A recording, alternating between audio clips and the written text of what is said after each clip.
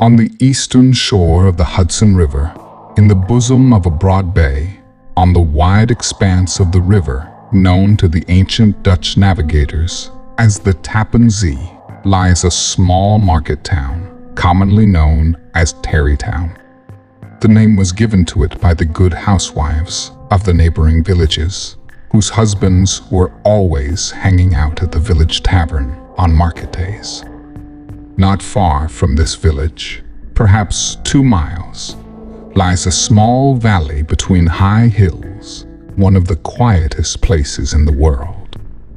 A brook babbles through it, and the occasional whistle of a quail or chirp of a woodpecker is almost the only sound that breaks the quiet. Because of the listlessness of the place, this secluded canyon has long been known as Sleepy Hollow. Some say that the place was enchanted in the early days of the Dutch settlement. Others, that an old chief, a shaman of the Indian tribes, held a powwow here before Hendrik Hudson discovered the country. It is certain that the place is still under the control of some witchcraft power, which has cast a spell upon the minds of the descendants of the original settlers. They practice all sorts of marvelous beliefs, suffer from spirit travel and visions, and often hear music and voices in the air. The entire community is filled with local legends, haunted locations, and twilight superstitions. The predominant ghost in this magical area is a headless horseback riding apparition. It is said to be the ghost of a Hessian cavalryman whose head was blown off by a cannonball during one of the unnamed battles of the Revolutionary War, and townspeople often see him hurrying along in the gloom of the night, as if on the wings of the wind. Historians of these parts claim that the soldier's body was buried in a churchyard not far away, and that the ghost rode nightly to the scene of the battle in search of his head, that he sometimes crossed the valley of the river at a great rate of speed, owing to the fact that he was in a hurry to get back to the churchyard before daybreak. By the fireside, in the countryside, the ghost is known as the Headless Horseman of Sleepy Hollow.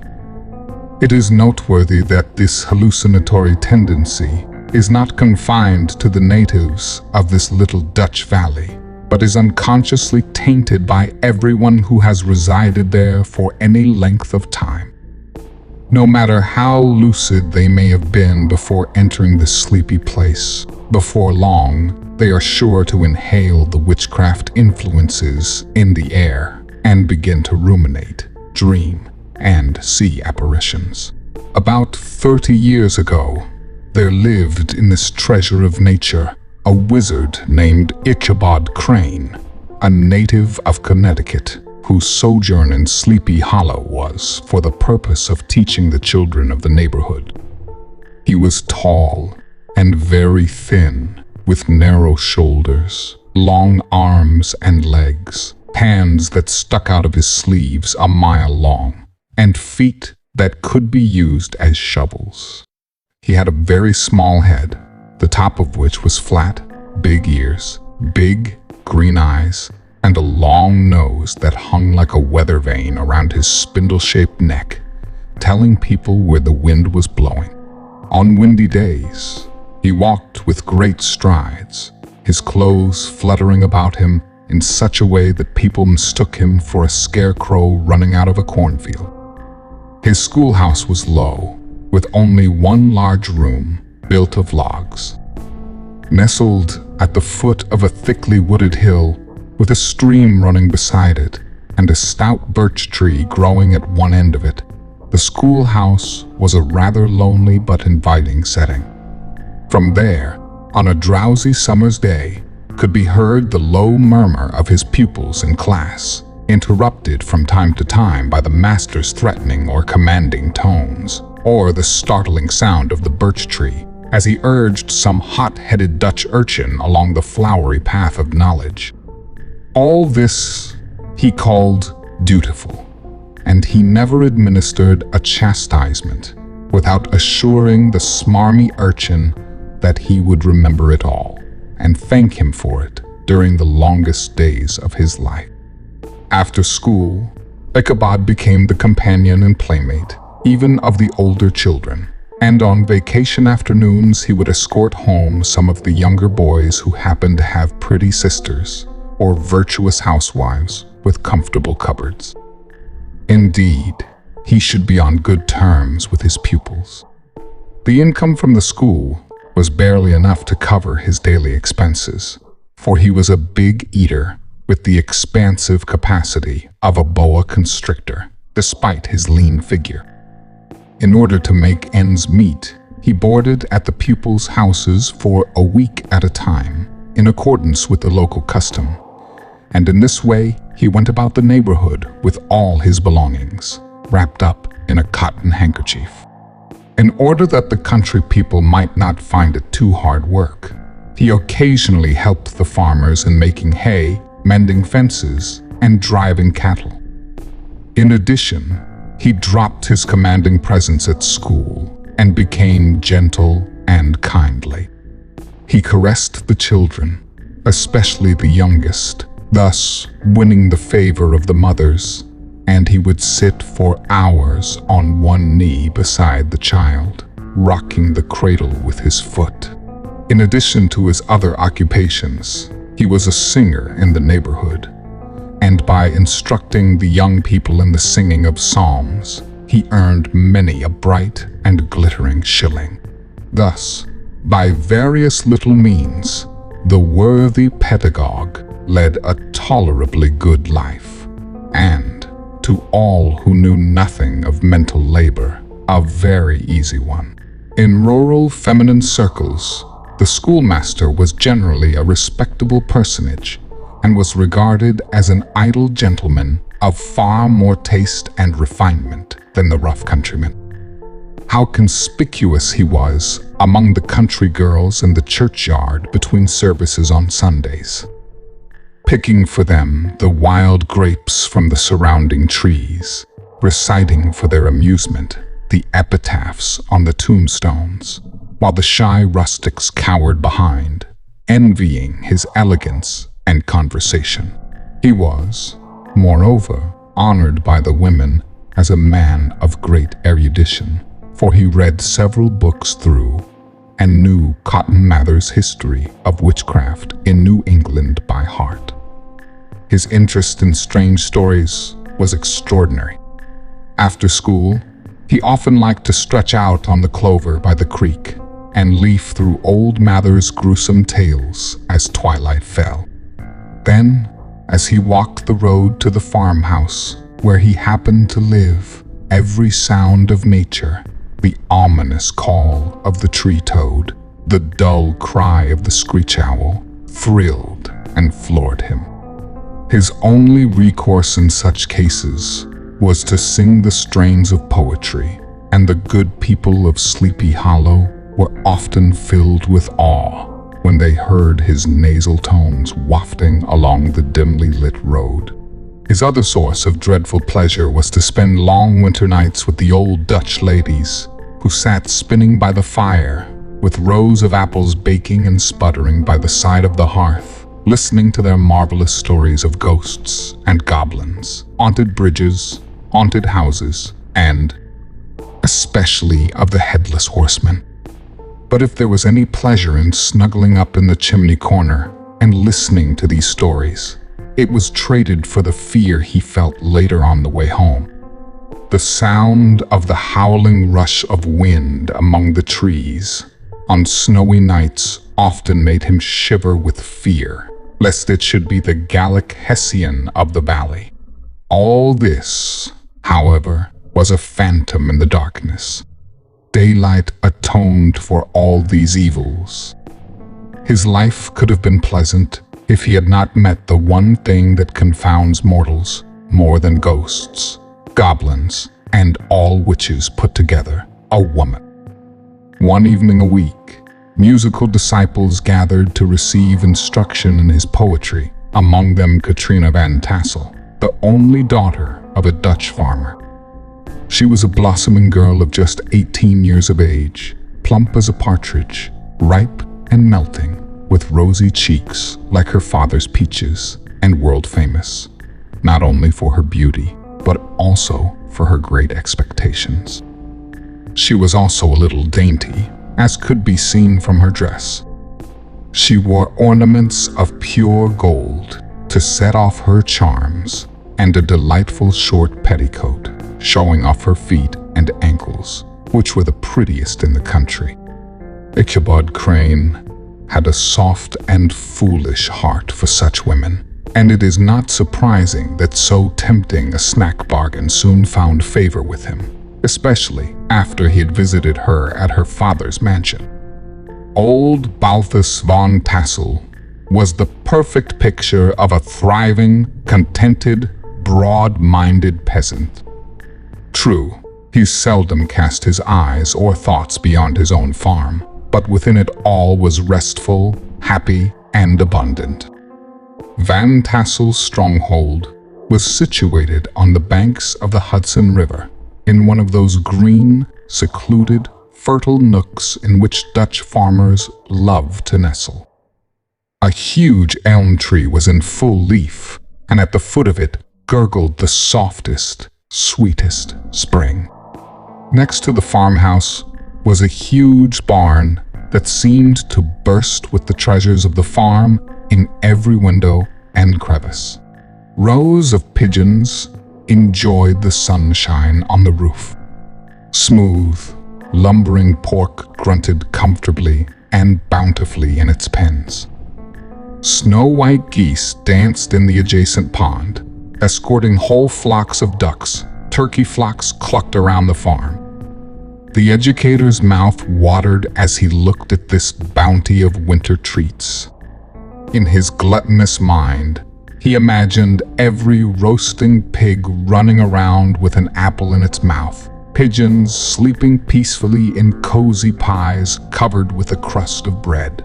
While the intoxicated Ichabod fancied all this, and while he turned his large green eyes over the fertile meadows, the rich fields of wheat, rye, buckwheat, and Indian corn, and the orchards full of red fruits, which encircled Van Tassel's warm abode, and his heart yearned for the girl who was about to inherit these possessions. His imagination swelled with the thought of how he might turn these possessions into cash, and then investing the money in large tracts of wilderness and small houses in the wilderness. His busy imagination had already given him a vision of flamboyant Katrina, with a large family of children, riding on the top of a wagon loaded with household spices, and he saw himself on a pacing mare, with a pony at her heels, setting out for Kentucky, Tennessee's, or God knows where else. When he entered the house, his heart was completely overcome. It was a spacious farmhouse with a high, low roof, built in the style handed down from the first Dutch settlers, and the projecting eaves formed an open square along the front. Curious Ichabod stepped from the piazza into the hall, which was the center of the mansion. Here he was, dazzled by rows and rows of gleaming pewterware arranged on long dressers. In one corner stood a large sack of wool, ready for spinning, ears of Indian corn, bunches of dried apples and peaches hung all over the walls, and a hidden door gave him a peep into the best parlor, where claw-footed chairs and a dark mahogany table gleamed like mirrors. The mantelpiece was adorned with orange and conch shells, from which hung strings of birds' eggs of every color, and a cabinet in the corner stood open with a mass of old silver and mended china. From the moment Ichabod saw these delightful objects, his heart was no longer at rest, and the only thing he had to study was how to win the heart of Van Tassel's incomparable daughter. In this enterprise, however, he was obliged to encounter a host of earthy admirers, wary of each other, furious with each other, and ready to meet any new competitor with a common cause. The most formidable of these was a stout, snarling, roaring swordsman by the name of Brom Van Brunt, a hero of the countryside, whose feats of strength and fortitude resounded to the skies. He is broad-shouldered, with short, curly black hair and a blustery, but not obnoxious, face interspersed with sass and arrogance. For his strong physique, he earned the nickname Brom Burns. He was renowned for his superb horsemanship. He ranked high in all horse and cockfighting contests, and in country life, where his physical strength prevailed, he was the referee in all disputes. He was always ready for battle or frolic, but there was more mischief and humor than malice in his works. He had 3 or 4 good companions who looked up to him as an example, and under them he traveled all over the country, taking part in every brawl or hilarity for miles around. Sometimes at midnight, his fleet would be heard hooting and hollering past the farmhouse, and the old ladies would exclaim, "Ah, here comes Brom Burns and his fleet." For a time, the hero made the blooming Catalina the object of his rude solicitude, and though his amorous interest was somewhat like the tender caresses of a bear, it is said that she did not altogether dampen his hopes. To be sure, his overtures were the signal for his rivals to retreat, so much so that one Sunday evening, when his horse was seen tied to Van Tassel's fence, all other suitors departed in despair. Such was the formidable rivalry with which Ichabod Crane had to contend. All things considered, stronger men than him would have shrunk from the competition. However, Ichabod had a blend of suppleness and fortitude in his nature. He was like a soft jack in the box in form and spirit. Though he bent, he never broke. It would have been madness to take on an opponent openly. Ichabod, therefore, made his way to him in a calm and gentle manner. Bart Van Tassel sat smoking his pipe at one end of the square, while his little wife spun her spinning wheel at the other. I confess I do not know how a woman's heart is sought and won. It has always been a mystery to me and a matter of envy, but it is certain that from the moment Ichabod Crane initiated his advances, Brom Burns's interest declined. His horse was no longer to be seen tethered to the pines on Sunday evenings, and a deadly enmity grew up between him and the principal of Sleepy Hollow. Brom was eager to start a public war, and Ichabod overheard Burns bragging that he was going to double the principal and put him on the shelf of his own school. But Ichabod is too cautious to give him the chance. Brom has no choice but to play some crude pranks on his opponent. Bones and his gang of rude riders smoke up the chimney of Ichabod's singing school, break into the schoolhouse at night, and turn everything upside down. To add insult to injury, Brom takes the opportunity to laugh at his mistress in her presence, and keeps a rascal of a dog, teaching him to whimper in the most ridiculous manner, and introducing him to Ichabod as a rival to teach Katrina poetry. Things went on like this for some time. One fine fall afternoon, Ichabod fell into a deep meditation, sitting up on the high stool from which he usually observed everything in the little classroom. His pupils were all absorbed in their books, or secretly whispering in the background, with only one eye fixed on their master. The classroom was silent. Suddenly, the stillness was interrupted by a Negro riding on a dilapidated pony. He came clattering to the door of the school and invited Ichabod to a party to be held that evening at the house of Myhill Van Tassel. At that moment, The classroom, which had always been quiet, was abuzz with activity. The pupils hurried through their lessons without even the slightest trifle of delay. Those who were tardy now and then made a dashing application at the back to hasten them, and the whole school was dismissed an hour earlier than usual. The gallant Ichabod now spent at least an extra half hour in going to the bathroom and brushing and touching up his only rusty black suit. In order to appear in true cavalry style, he borrowed a horse from the farmer he lived with. The horse was a worn-out plow horse, almost anything but vicious. It was gaunt and pudgy, with a neck like a ewe's and a head like a hammer. Its rusty mane and tail were tangled and knotted with burrs. One eye was lost its pupil and gleamed, but the other shone with the light of a true devil. He must have been a fiery and brave man in his day, if we may judge by his name, Gunpowder. Ichabod was a fitting choice for such a steed. He rode with his stirrups so short that his knees almost reached the pommel of his saddle. His sharp elbows stuck out like those of a grasshopper. The whip in his hand was as vertical as a scepter, and when his horse jogged, he moved his arms as if he were flapping a pair of wings. A woolen beanie was almost over his nose, and the skirts of his black coat floated almost to his horse's tail. Around him, nature was draped in the golden splendor that we always associate with abundance. As he walked slowly along, his eyes scanned with delight the treasures of the joyous fall. He saw on all sides masses of apples in baskets and barrels, ready for market, and others piled up in great heaps for cider presses. Farther on, he saw vast fields of Indian corn, with yellow pumpkins lying underneath them, showing their white, round bellies to the sun.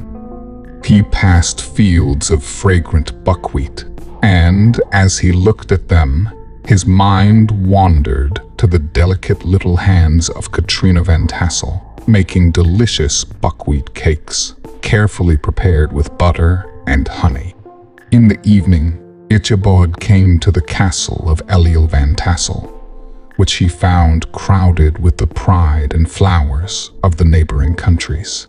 The old peasants, each with a leathery face, wore homespun coats and breeches, blue stockings, large leather shoes, and magnificent tin buckles. Their little noblewomen, with their curly-brimmed hats, wore long-waisted skirts, homespun petticoats, and pockets of flowered cloth hanging out. The plump girls, except for a straw hat, a thin ribbon, or a white dress showing signs of urban innovation, dressed almost as quaintly as their mothers.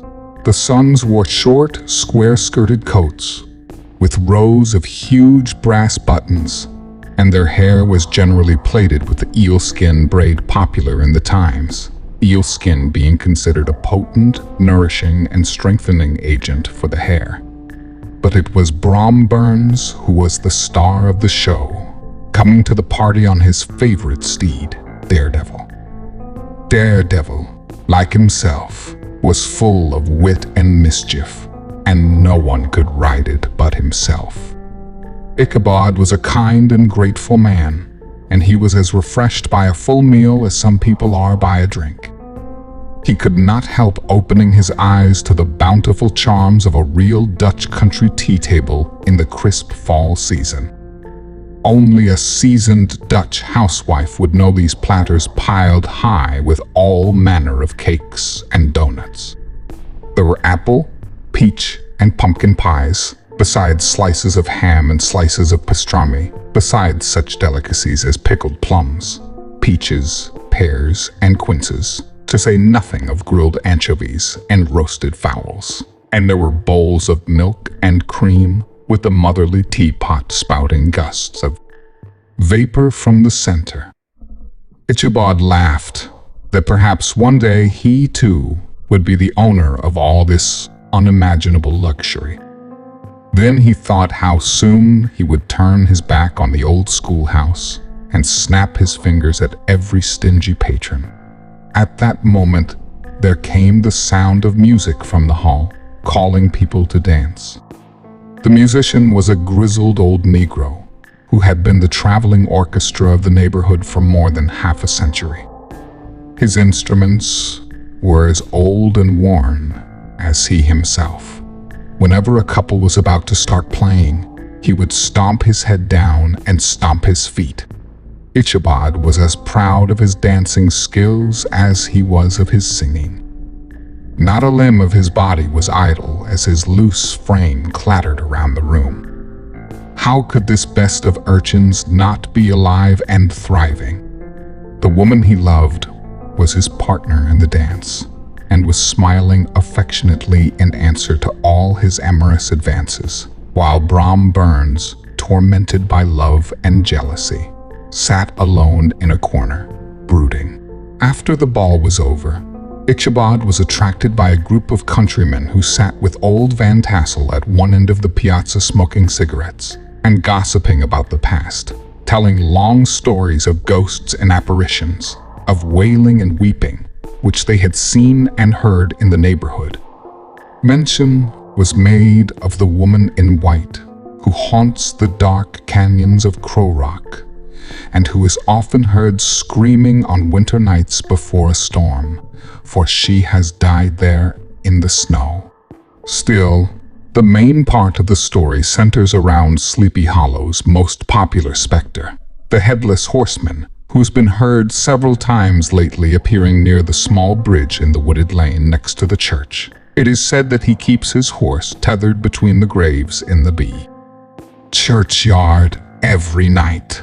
Old Brower, who was a heathen of the least belief in ghosts, told how he had met the horseman, who had returned from breaking into Sleepy Hollow and had been obliged to follow him, and how they had galloped over the hills and marshes until they reached the bridge over the church.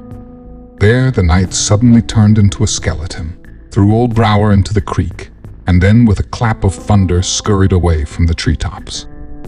Brom Bones echoed this story, downplaying the fact that it was a cocky jockey. One night, he said, returning from a neighboring village, he was overtaken by this midnight rider. He raced him for a bowl of punch and ought to have won, too. But just as they came to the church bridge, the Hessian made a violent leap and disappeared in a flash of fire. The revelry now gradually dispersed. The old farmers gathered their families into the wagons, which rattled on the distant hills for some time. Some of the girls mounted their horses and followed their favorite grooms, their easy laughter mingling with the sound of the horses' hooves and echoing through the silent woodlands. Ichabod simply stayed behind, as is customary for country lovers, and chatted with the heiress, fully convinced that he was now on the road to success. I feared, however, that something must have gone wrong, for after a short interval, he came out with a rather forlorn and dejected look on his face. Oh, these women. Were these women Katrina's encouragement of the poor educator, only a trick she played to subdue his rival in love? Suffice it to say that Ichabod was like ransacking a henhouse rather than the fancy of a lady. He looked left and right and went straight to the stables and kicked his steed hard enough to wake him up. In the dead of night, Ichabod set off for home with a heavy heart and frustration. In the distance, the Tappan Zee glowed with dim waves. In the stillness of the midnight, he could hear the faint barking of a watchdog from the opposite bank. The night grew deeper and deeper. The stars seemed to sink deeper in the sky, and dark clouds hid them from time to time. He had never felt so alone and desolate. All the stories he had heard before about ghosts and goblins now came flooding back to him. Moreover, he was soon to reach the place where many of the scenes in the ghost stories took place. Just ahead, a small creek crossed the highway, and a few rough logs were built side by side to form a bridge. A thicket of oaks and chestnut trees, entwined with dense, wild grapevines, cast a dark shadow over the bridge. Ichabod kicked Gunpowder Owl hard in the ribs a couple of times, and then attempted to make a brisk dash across the bridge, but instead of charging forward, the backwards old beast dove headfirst into the thorn bushes on the opposite side of the road. It came to a sudden stop at the edge of the bridge and nearly threw the rider on his back. Just then, in the dark shadows along the creek, Ichabod saw something huge, monstrous, black, and towering. It made no movement and seemed to gather in the gloom like a huge monster ready to pounce on the traveler. The teacher's hair stood on end in terror, but he summoned up his courage and asked in a stuttering accent, "Who are you?" He received no answer. He repeated his demand in a more agitated voice. Still, there was no answer. Once more, he grasped the sides of the stiff gunpowder, closed his eyes, and sang an involuntary verse. Just then, a shadowy, frightened object began to move, and with a scurry and a jump stood all at once in the middle of the road. He appeared to be a stout rider on a black stallion. He kept his distance on one side of the road, jogging along the blind side of old Dynamite, who had now overcome his lag. Ichabod quickened the speed of his steed, hoping to leave this midnight companion behind. However, the stranger also quickened his horse. Ichabod pulled his horse up and, wanting to lag behind the other, began to walk. His heart began to sink. The stranger's temperamental silence was somewhat alarming. Soon, he felt fear. Ichabod climbed a rise, and as his companion's figure stood out against the sky, cloaked in a cloak, Ichabod realized to his horror that he had no head. But his horror intensified when he noticed that the stranger's head was resting on the pommel of his saddle. Ichabod's fear rose to the point of despair. He threw a furious kick and blow at the gunpowder, hoping to give his companion the slip, but the apparition leaped after him. They rushed into the distance, stones flying and sparks flying. Ichabod's thin clothes fluttered in the air as he stretched his long, lean body over the horse's head in his eager gallop. They had now reached the part of the road that led to Sleepy Hollow, about a quarter of a mile of which was shaded by trees, and just before the green hill where stood the church, they crossed the famous Chapel Bridge. As if possessed, Gunpowder plunged headlong down the hill. His panic, however, gave his unskillful rider a clear advantage in the chase. But just as he had crossed the halfway point of the hill, the girth of the saddle came loose, and Ichabod felt it slip from under him. He could not hold on to old Dynamite's neck in time before the saddle fell to the ground. It took him a great deal of effort to sit still, slipping now and then to one side, now and then to the other. And now and then he was bumped by the high ridges of the horse's back so violently that he feared it would split him in two. At that moment, a gap appeared in the undergrowth, giving him hope that the church bridge was within sight. He saw the whitewashed walls of the church gleaming faintly under the trees. He remembered the place where Brom Burns' ghostly rival had disappeared. If I can reach that bridge, Ichabod thought, I'll be safe. Just then, he heard the black stallion panting and blowing behind him. He even felt the stallion's burning breath. Another kick in his ribs, and old Gunpowder scampered up the bridge, He leaped over the clanging planks with a swift leap. He ran across the bridge, and presently Ichabod glanced behind him to see if his pursuers would not, according to the rule, be lost in the flashes of fire and brimstone. Just then, he saw that the goblin had risen in his stirrups and was about to throw his head toward him. Ichabod endeavored to dodge the terrible missile, but it was too late. It collided with his head with a loud thud, and he fell headlong into the dust as the gunpowder, the black stallion, and the goblin rider swept past him like a whirlwind. The next morning, old Gunpowder was found without a saddle and with the reins under his feet, lazily mowing the grass in front of his master's house. At breakfast, Ichabod did not appear when supper time came. The children assembled at the schoolhouse and wandered down to the creek, but the principal was not to be seen. The group began to investigate, and after diligent investigation, they found the saddle that had been trampled in the dirt. The marks of the horse's hooves had left deep indentations in the road, and they pursued it as far as the bridge, where, on the broad bank of the creek, on the other side of the bridge, they found the hat of the unfortunate Ichabod, with a broken pumpkin beside it. The creek was searched, but the body of the schoolmaster was not found. This mysterious event caused much speculation in the church the following Sunday. In the churchyard, on the bridge where the hat and pumpkin were found, hordes of gazers gathered.